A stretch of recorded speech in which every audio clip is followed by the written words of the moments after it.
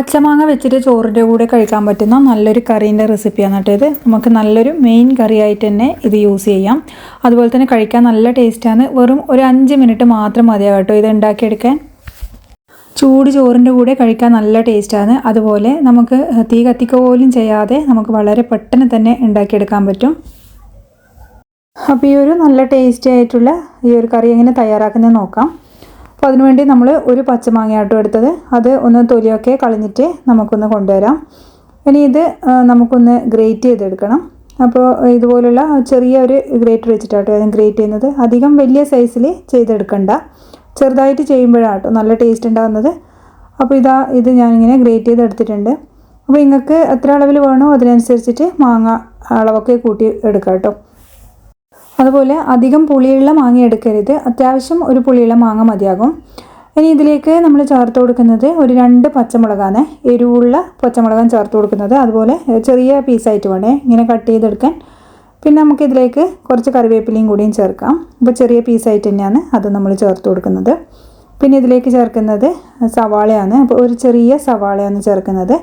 ഒരു മാങ്ങക്ക് ഒരു ചെറിയ സവാള മതിയാകും. അതും ഇതുപോലെ നേർങ്ങനെ വേണം കട്ട് ചെയ്തിട്ട് ചേർത്ത് കൊടുക്കാൻ.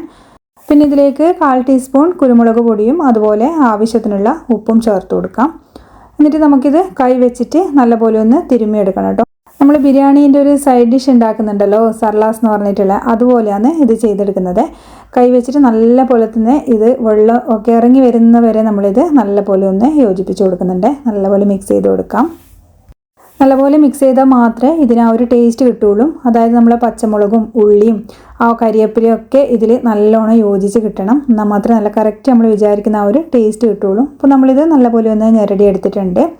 ഇനി ഇതൊന്ന് സൈഡിലേക്ക് ഞാൻ മാറ്റി വെക്കുന്നുണ്ട്. ഏകദേശം ഒരു 10 മിനിറ്റ് മുതൽ ഒരു അരമണിക്കൂർ വരെ ഇത് സൈഡിലേക്കൊന്ന് മാറ്റി വെക്കാം. ഇതിൽ നിന്ന് ആ ഒരു വെള്ളമൊക്കെ ഇറങ്ങി ഇത് നല്ലപോലെ ഒന്ന് യോജിച്ച് കിട്ടാനാണ്.